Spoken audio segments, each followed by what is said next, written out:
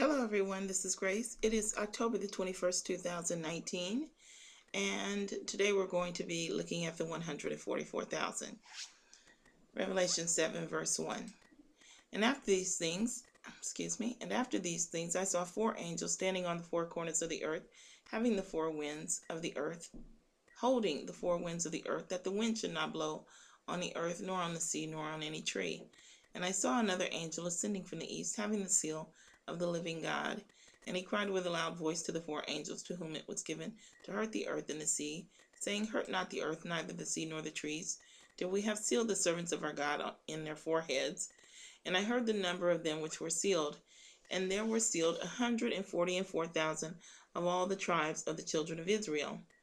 And then it goes on, of the tribe of Judah were sealed 12,000, of the tribe of Reuben were sealed 12,000, of the tribe of Gad were sealed 12,000, of the tribe of Asher were sealed 12,000, of the tribe of Nephthalim were sealed 12,000, of the tribe of Manasseh were sealed 12,000, of the tribe of Simeon were sealed 12,000, of the tribe of Levi were sealed 12,000, of the tribe of Issachar were sealed 12,000, of the tribe of Zebulun were sealed 12,000, of the tribe of Joseph were sealed 12,000, and of the tribe of Benjamin were sealed 12,000. After this I beheld, and lo, a great multitude which no man could number, of all nations and kindred and people and tongues, stood before the throne and before the Lamb, clothed with white robes and palms in their hands, and cried with a loud voice, saying, Salvation to our God, which sitteth upon the throne, and unto the Lamb. We'll stop there. We don't need to go any further. Okay, so let's go back up here. So let's take a look at this verse. And I heard the number of them which were sealed, and there were sealed 144,000 of all the tribes of the children of Israel. Now, we know that in the book of Revelations, in the Bible in general, that numbers are applied as a seal. We'll take a look at an example. Revelation 13.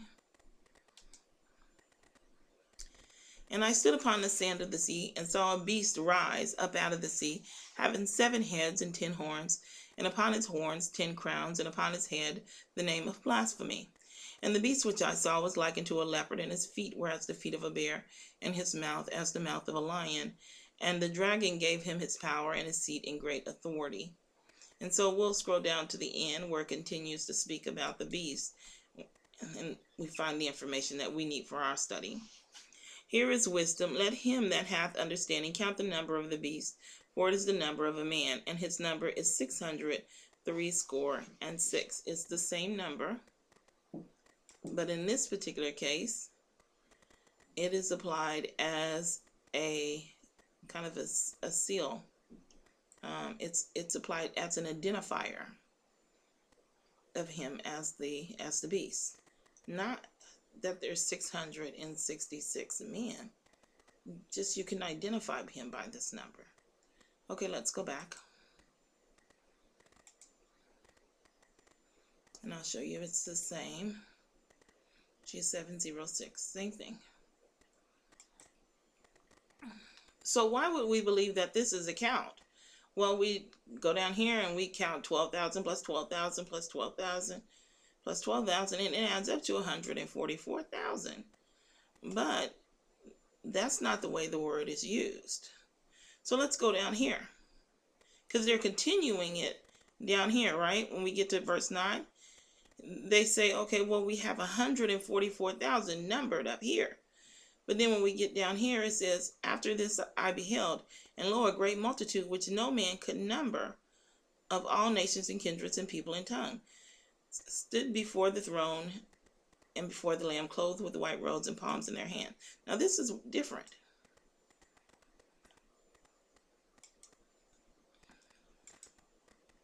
It's to enumerate or count, number.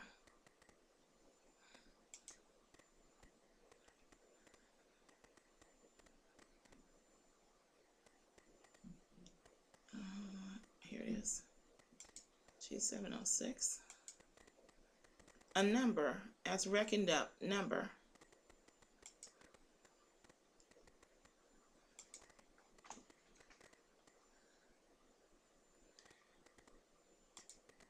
And then this that's attached to it just means It's just a pronoun that means he, she, they, us, them, self. It's, it's just a pronoun that's attached to it. Okay, so it's a little bit different, but aren't they saying that, if they started to count up here and they're talking about a count and they're doing a comparison, after this I beheld, and lo, a great multitude which no man could number, of all nations and kindreds and people and tongues, stood before the throne. What if I told you that you could number the nation of Israel, and they did it in the Old Testament? Let's go there and take a look.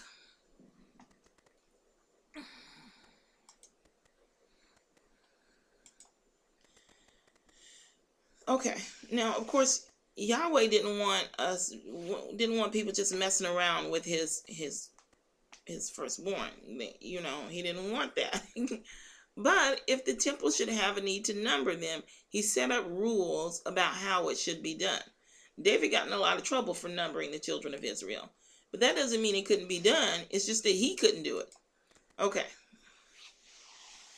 Exodus 30, verse 12. When thou takest the sum of the children of Israel after their number, then shall they give every man a ransom for his soul unto the Lord. When thou numberest them, that there be no plague among them, when thou numberest them. This they shall give every one that passes among them that are numbered, half a shekel after the shekel of the sanctuary.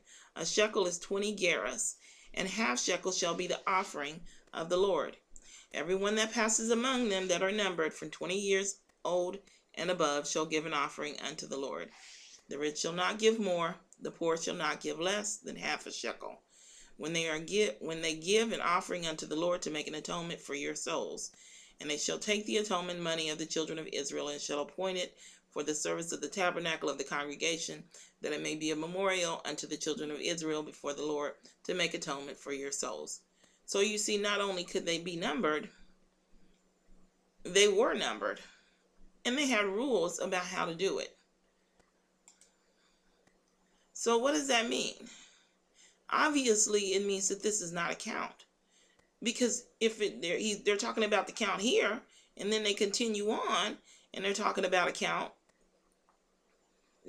and neither one of them match, then there's a problem.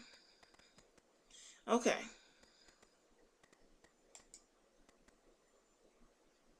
So let's look at the different definition first. Well, no, because that would cause us to study that one more so than this one. And this is the one that we want to look at. So let's look at this seal here. Let's take a look at the seal and see what the seal means.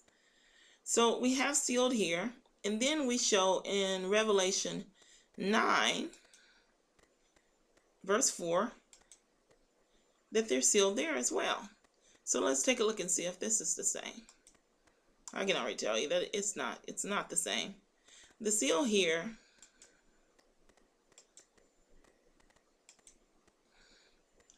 is to strengthen from a signet as fencing or protection from misappropriation, by implication, the stamp, impression, or mark of privacy or genuineness, literal or figuratively. That's what it is. It's a mark of authenticity.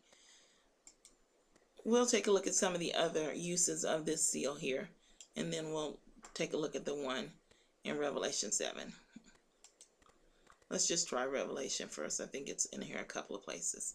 Okay, so Revelation 5:1.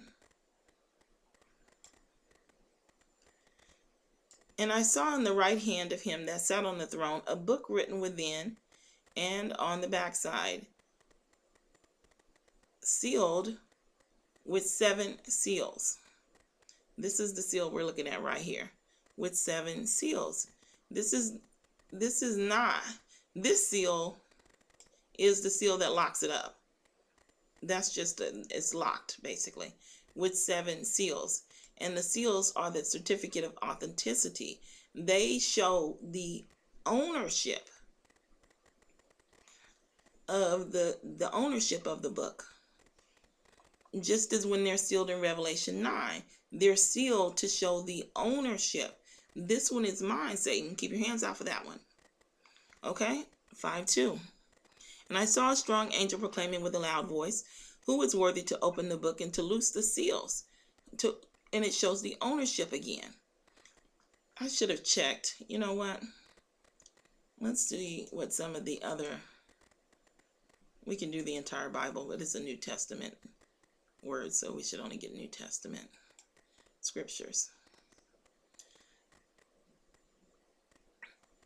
And he received the sign of circumcision, a seal of the righteousness.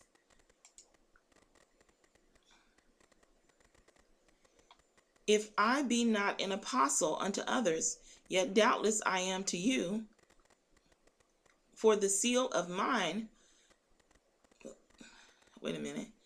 If I be not an apostle unto others, yet doubtless I am to you, for the seal of mine apostleships are ye in the Lord.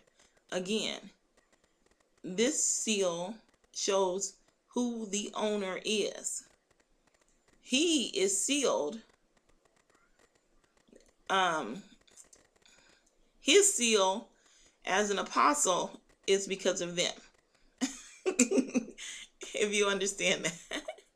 This is a little bit difficult to understand. You know, it might be, it's a little bit difficult to explain, but it might be clear when we go back. Let's go back and look at the other seal. Okay, let's clear this up. Okay, which were sealed. And so let's take a look at this one. 4972. This is a stamp with a signet or private mark for security or preservation, literally or figuratively by implication, to keep secret, to attest, seal up, or stop. Okay, let's take a look at some of the examples given for this seal. This seal, by the way, I'll just tell you is, hold on a second.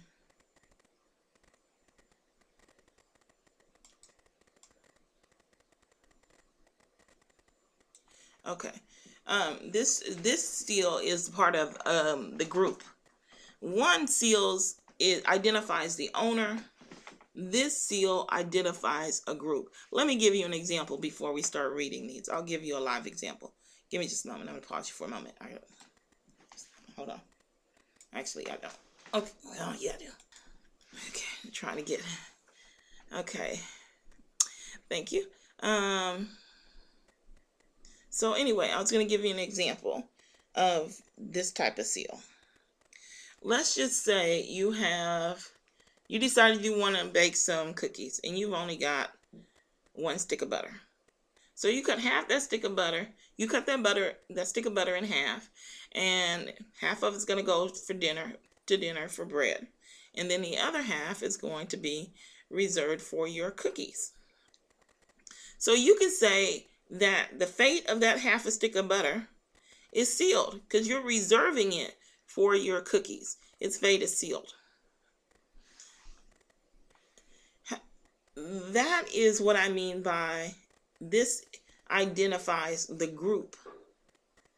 This identifies that second half of butter.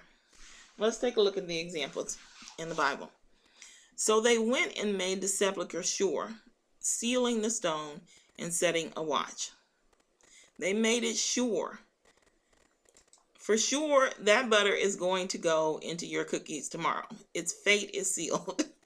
He that has received his testimony has set to his seal that God is true. That's a sure word of truth. Labor not for the meat which perisheth, but that meat which endureth unto everlasting life, which the Son of Man shall give unto you, for him hath God the Father sealed. Do you see? He has sealed his fate there. That's exactly, I hadn't even read that. Labor not for the meat which perishes, but for that meat which endureth unto everlasting life, which the Son of Man shall give unto you, for him hath God the Father Sealed. His fate is sealed. He can't. He knows. He knows that his son is going to be safe. He knows, just like you would know, that that butter is going into those cookies tomorrow. If you have anything at all to do with it. Okay? I think there's other examples in here in Revelation where it says it's cut off. It describes it as being cut off. Hold on a moment. I know I saw it. I looked in Revelation. That's why I know these here. I didn't look at the other ones here.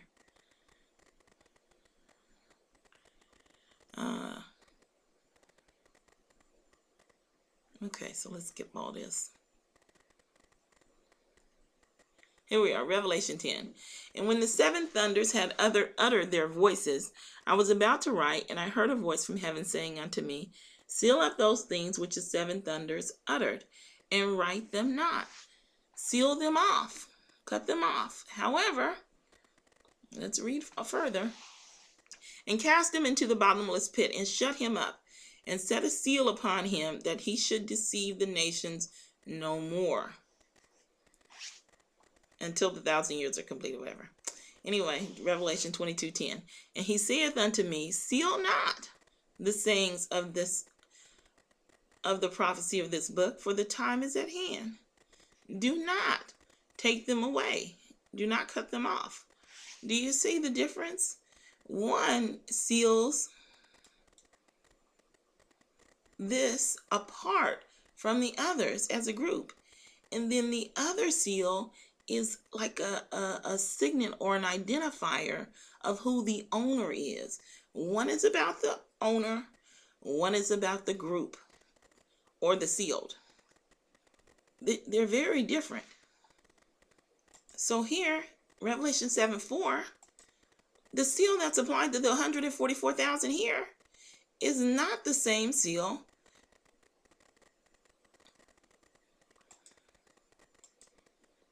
that's applied to the group here. It's different. It's completely different.